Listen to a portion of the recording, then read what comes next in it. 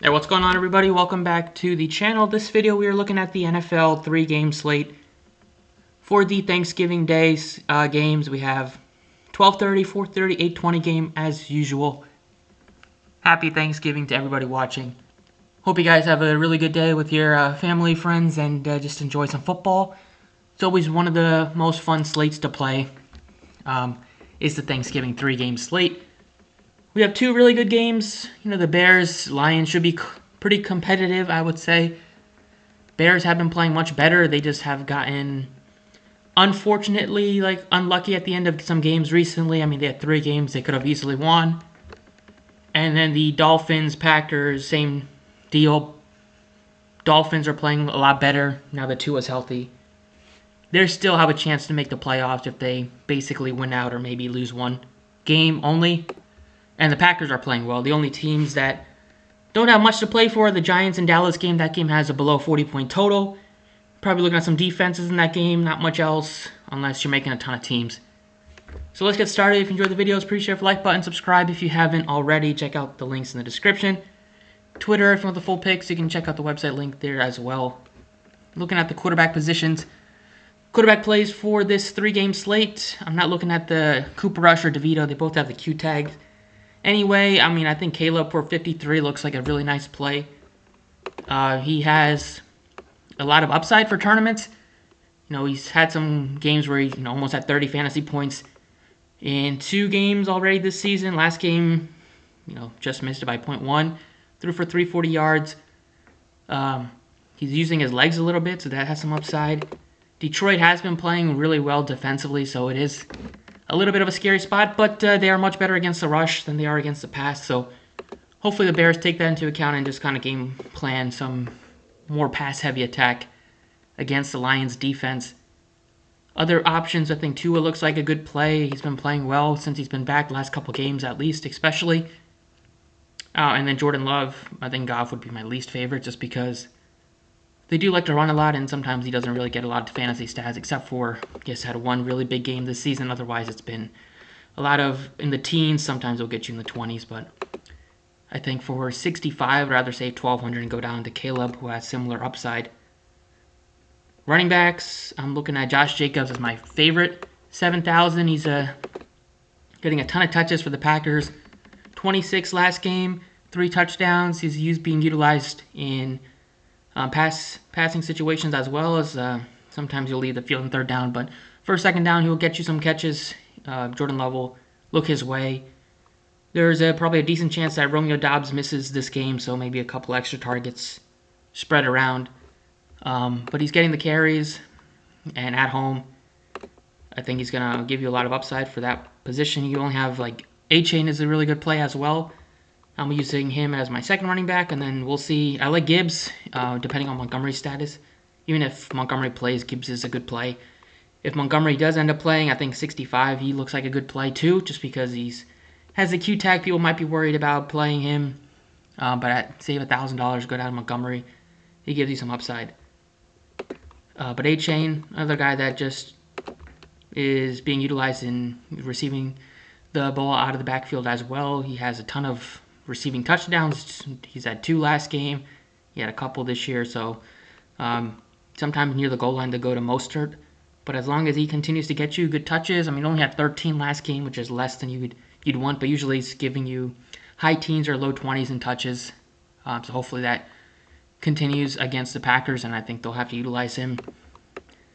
So him and Hill and Waddle had a breakout game last time out, so. And then Jonnu Smith's also been playing great as tight ends. You got 4 guys that really concentrate a lot of the offensive volume. For the Dolphins, wide receivers, you have a couple of the top ones a little banged up. St. Brown's dealing with the knees, 8,000. I'm not looking to pay $8K for him on this one. Rather pay up for the running backs. And then CD and Neighbors, they got the worst game out of the 3. They're fine if you want to play them, but I'd rather go to Tyreek at 69, even though he has been a little disappointing. Still hasn't had that breakout game. Hopefully he has the game that kind of Waddle had last time out soon. So I like him at $6,900. But if I'm playing Caleb Williams, I'm looking to stack him with a guy, and you got DJ Moore is only 56, Keenan Allen's 51, and Adunze is 5K. They're all in play, but I got to go with my favorite in DJ Moore at 56.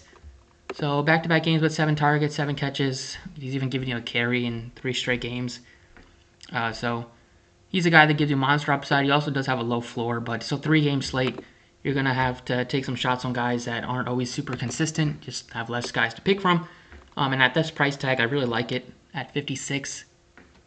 Another option that I'm looking at is Jameson Williams, 61. So you got St. Brown a little banged up. You have Khalif Raymond, probably unlikely to play. He's dealing with a leg injury. So another guy that gives you a lot of upside on a short slate. I mean, he has like GPP winning upside, get you a couple long touchdowns. And without Raymond, he's going to continue to get those targets. And then Tim Patrick at 35, I think, is a good value as well. He'll be 3 wide receiver sets, pretty much all of them. Some of them you'll have Allen Robinson mix in, but especially without Raymond, most likely not practicing. He wasn't really able to walk on his injury once it happened anyways. So he's probably going to miss. And then Dobbs at 46 is probably going to miss 2, dealing with concussion, not being able to clear that. So Watson, would have had a touchdown, dropped it. Had perfect ball from Jordan Love last game. So he's another guy that gives you a lot of upside, but also a very low floor. So take some shots if you want to at $4,900.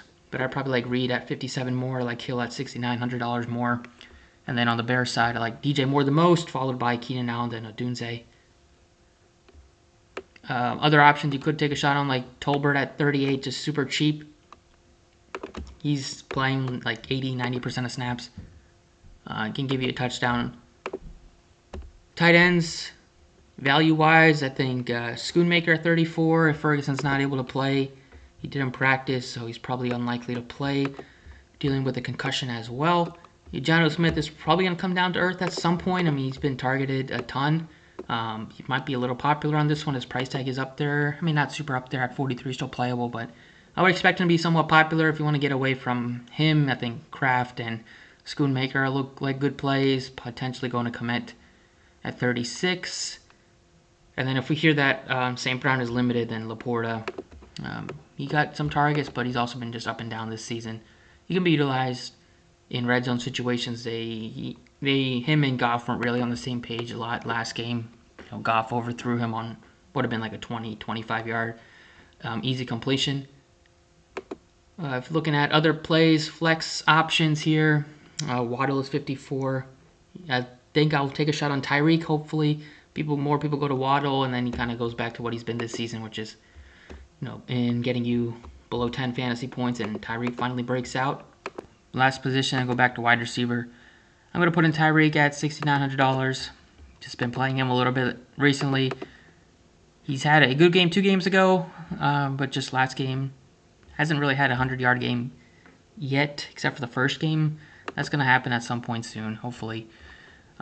Happens on tomorrow's slate. And then finally, defenses. I mean, obviously, looking at the Cowboys and Giants as your 2 main ones, just because they're in that game with the lowest total. If you're looking at different, I think maybe looking at the Packers just because they have some upside. But that's what I got for DraftKings. Pretty similar with the picks, except I threw in all the top 3 running backs here because you can make it work with going with some cheap wide receivers. Like Jameson Williams is only 57. I love that price tag on him. DJ Moore is only 67. I don't think you need to play St. Brown or Lamb or Neighbors on this one when they're all above 8K. Maybe you don't get to Tyreek at 78 on FanDuel, but you can get to a lot of the cheaper wide receivers, pay up for Gibbs, A-Chain, and Josh Jacobs. And then at quarterback, I still like Caleb just because he's 72. And I think that game probably has the most potential to shoot out. So that's what I got on FanDuel and DraftKings for tomorrow's slate. Thanks for watching. Best of luck. I will see you all next time.